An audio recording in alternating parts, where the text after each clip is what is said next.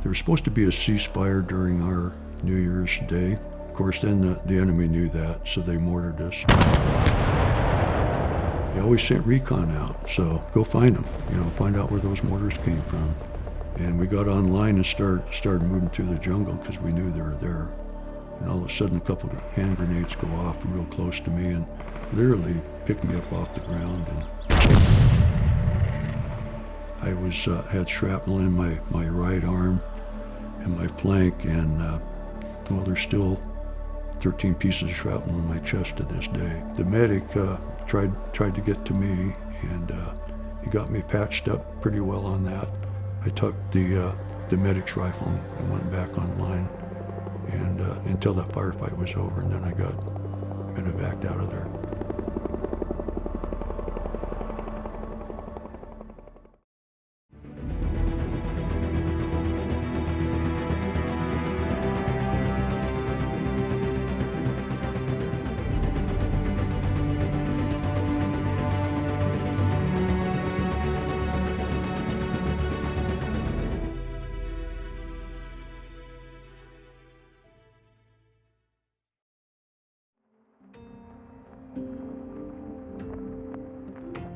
I came from a poor family. We were born and raised in Beaverton, Oregon, and spent the first 6 years of my life in school, in a Catholic school. My father was in the U.S. Army, and in 41 to 44, started off in the Philippines fighting the Japanese, and then when that settled down there, he got transferred to Germany and fought in the Battle of the Bulge. Of course, when I was of age, Vietnam was, just firing up. So yeah, that had a lot to do with my going into service myself. I was 19 years old, and I just felt it was my duty to serve my country. September of 1965, when I first went into service, and went to basic and AIT training in Fort Ord, California. From there, I volunteered to go to jump school. I loved jump school. It was just physical. I mean, you run everywhere in jump school. You run to chow, you run to formation, you run after you go anywhere in Fort Benning, Georgia. You ran, and then you ran some more. We did what they call a 34-foot tower. That's where you learn your body position coming out of an airplane, and then you graduate. The second week is called Tower Week, and they hoist you up in a 250-foot tower. But when you go to Jump Week, that's a whole nother story. You have two sticks, and they both go out each side of the plane. So when the jump master says stand up, hook up, and that's when you take your static line, and there's a cable that runs full length to the aircraft. You hook up to that, and then they say go, go, go, and then you start running. Basically, if you're back in the stick, you're almost running to get to the door. You come out in a real tight tuck position, and then as soon as you feel the jerk from your chute opening, you look up to make sure your canopy's, inflated. You stand up, hook up, shuffle the door, jump right out, count to 4. If my chute don't open wide, I got a reserve by my side. If my reserve don't come around, well, watch me bounce right off the ground. So that we used to sing that when we're running everywhere in jump school. So I don't know, but I think I might jump from an aircraft while in flight. Jump from an aircraft while in flight. I was deployed to Vietnam in April of 1966. Landed in Saigon, which is an airport called Tan Son Nhut. I was assigned to the 173rd Airborne in a reconnaissance platoon. And as reconnaissance, our goal was to search and destroy, seek out the enemy, but most of the time we ran into the enemy and got in numerous battles and firefights.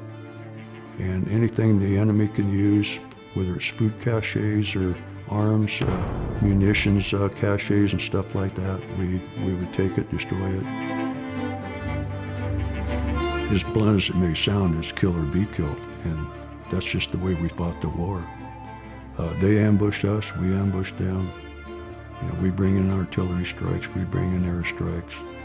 Your job is to take the enemy out any way you can.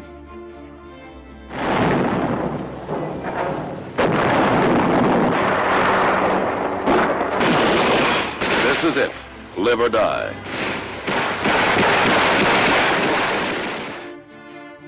The combat jump we made was, I remember that very distinctly, it was called Operation Junction City. That was the first combat jump made since the Korean War, and since the early 1950s. And this was February 1967 is when we made that jump on the Cambodian border.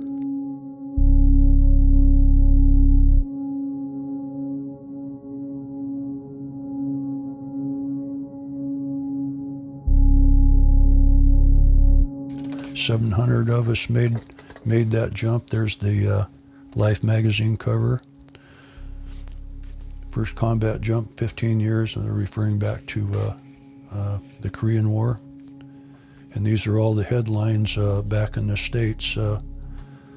U.S. launches biggest drive, paratroopers drop into BC stronghold. If I would hit that LZ, I would have been a lot happier. But in my case, they jumped us late and we ended up out in the jungle. That's what sticks in my mind, because then you're really on your own. You know, one guy's landing here and one guy's landing there. And it was just, again, it was just kind of like organized chaos. One of the infantry divisions they were set up in one area, we're set up in another area, and we're going to try to basically surround this NBA unit. That never actually transpired, but we ran across other smaller units, and actually the operation was a success militarily. It just didn't get that big unit that we wanted to.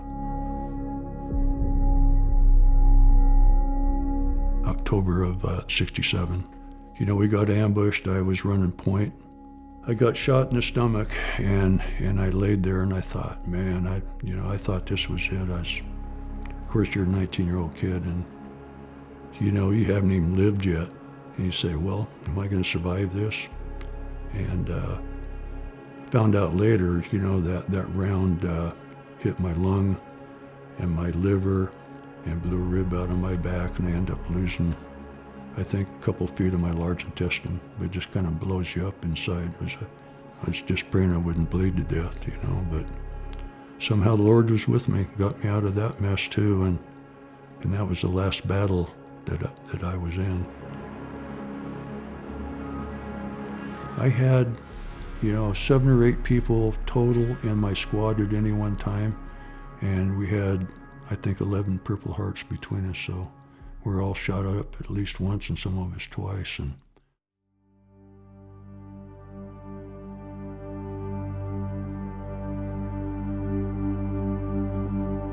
I took this English class, and you had to write a short story or a poem. So I decided to write a poem about the last battle I was in. It's called The Point Man. He was only 19, never strayed far from home, till he enlisted in the Army and into a combat zone. Though he was young and so much alive, the one thing that drove him was his will to survive. The war was unpopular in some people's eyes, but this young soldier refused to deny the solemn promise that he had made to his family and country that the price should be paid. The heat was unbearable in this humid land, the nightmarish country they called the Dam. Malaria and typhoid were a dreaded disease. With conditions like this, you are never at ease. The platoon saddled up to go on patrol. The young soldier was frightened, hoping it wouldn't show. Fear and anxiety filled every joint when the sergeant had told him that he'd be point. The dawn was gray with a low-lying fog. The platoon moved through the jungle and into a bog. A shot rang out. The trap had been sprung. like a spring that was coiled, the fight had begun. Charlie was sneaky, he knew the terrain. He would fight to the death to defend his domain. The ambush he set was very well planned. With booby traps and claymores, his positions were manned. The sergeant yelled ambush, we all hit the ground. Grenades were exploding with a horrible sound. The Viet Cong started to close on the flank. Before we knew it, we were firing point blank. The battle raged on for an eternity, it seemed. With the cries of the wounded, it felt like a dream. The medic then tried to save the men dying. Those who were wounded, even though he was wounded himself, he kept on trying. It was the young point man who maintained the lead. It was the first one to be hit and the first one to bleed. He started to pray as he gazed toward the sky and laid on his back, not wanting to die. His life began flashing before his young eyes, not knowing if this day would be his demise. He prayed to the Lord who created this land, please don't let me die in this place called Nam. His prayer was answered, though it took a long time. The Viet Cong fought hard but could not hold the line. And it may never be known why this life was freed. But you see that young point man, it was me.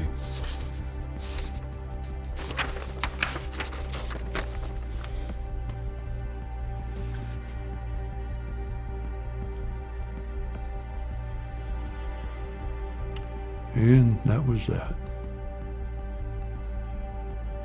You know, that happened now, I think, like 55 years ago. But when you look back at all that, you see it never leaves you.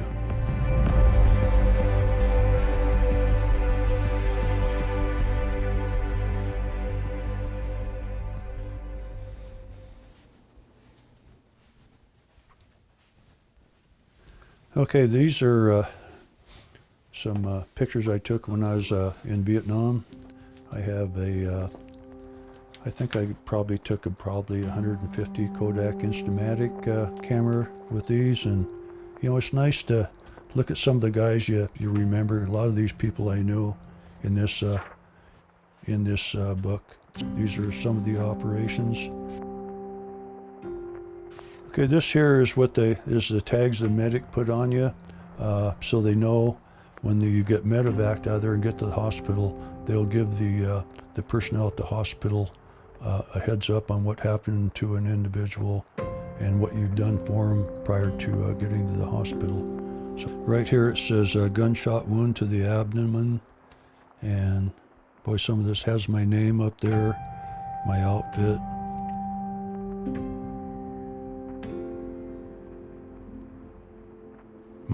My wife and I were married, and been married now for almost 54 years.